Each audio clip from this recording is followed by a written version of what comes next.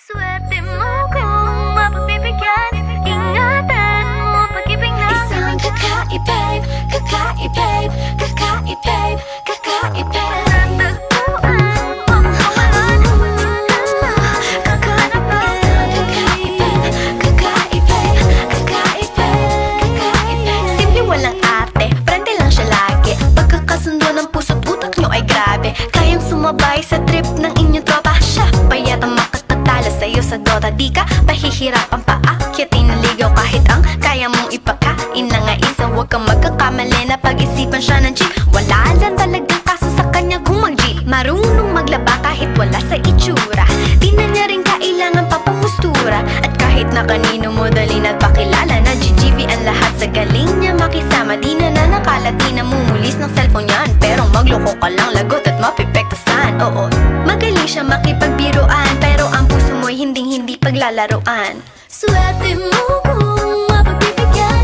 Ingatan mo ang pag-ibig na Isang kakaibig, kakaibig, kakaibig, kakaibig. natagpuan mo pagkawalan.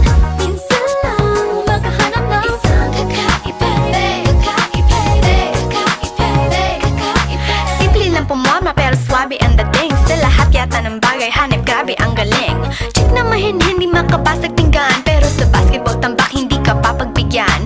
Di na niya kailangan ng gayuma para puso mo ay kanyang makuha. Di rin siya yung tipo ng babae na pantrip lang. Kung maluloko ka mag-isip ka please lang.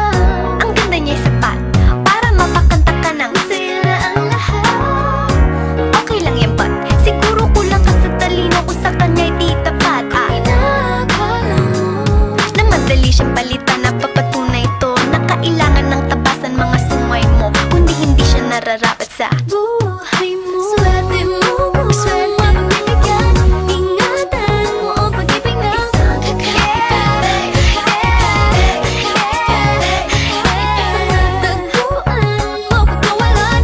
Minsan lang makahanap ng Isang kakaibig, kakaibig, kakaibig, kakaibig. di mo siya maririnig humingi ng tawad. Mararamdaman mo na lang at magugulat at gagaan ng loob kaya siya ay walang katulad.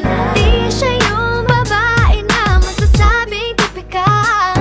Dahil mismo ang ugali at ganda sumatotal. Ang buo niyang pagkatao ay higit sa pisikal.